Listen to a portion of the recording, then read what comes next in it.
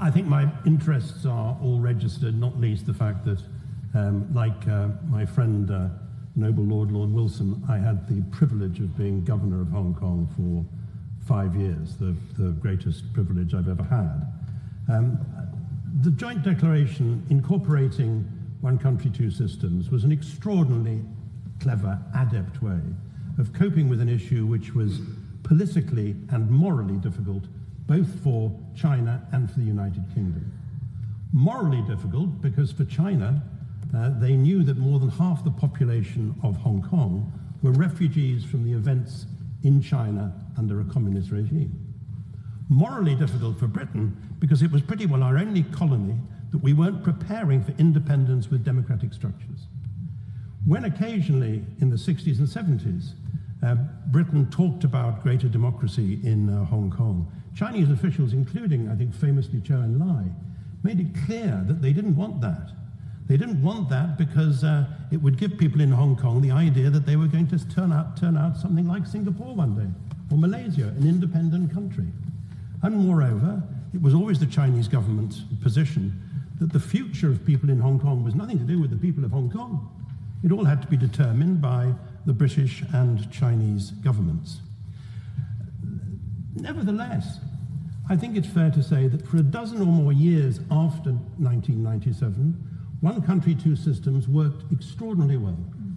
There was some rowing back by the Chinese government on the pledges they'd made on the introduction of greater democracy in Hong Kong, saying at a number of points that this was a matter for people in Hong Kong. They rowed back on that.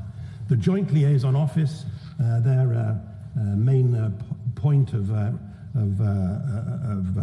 contact in Hong Kong, threw its weight around a bit too much, but by and large things went pretty well. And then I think the caesura in Hong Kong and in the development of China in the last few years has been the election of President Xi Jinping as head of the Communist Party and President of China. Just as that's changed attitudes to economic matters in China, I think it's had an impact on political issues as well.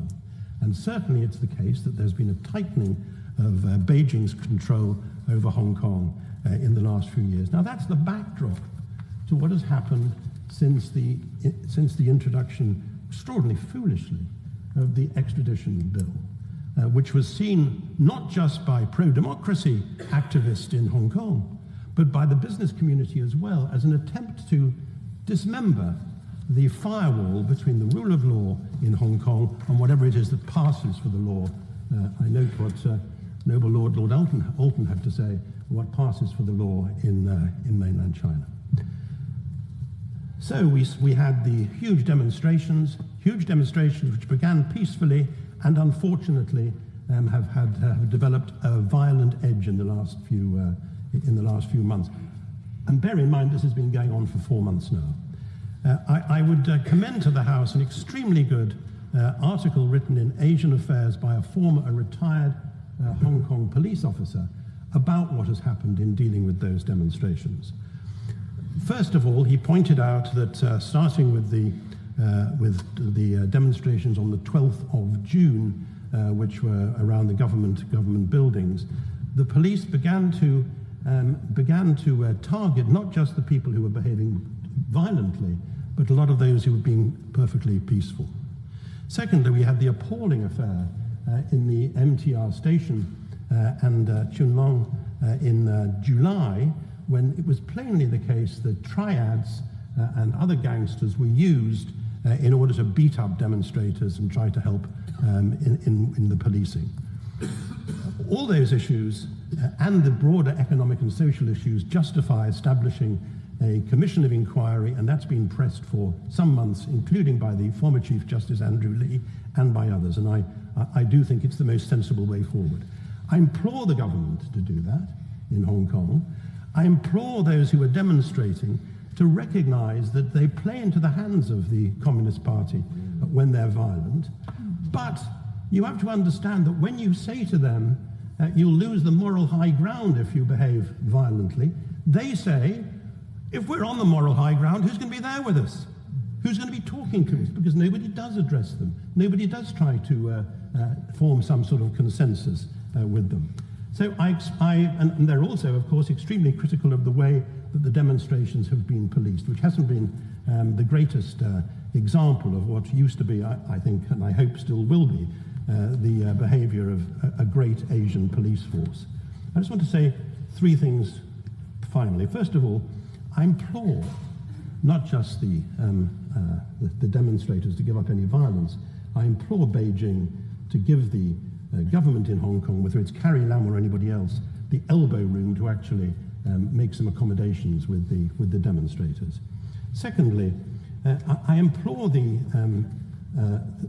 Chinese government to behave more sensibly in general. Most of us have received a rather impertinent letter this morning from the Foreign Ministry, which is a very good example of how the Chinese think that international laws, international treaties which they sign, have to be followed by everybody else but don't have to be followed by them.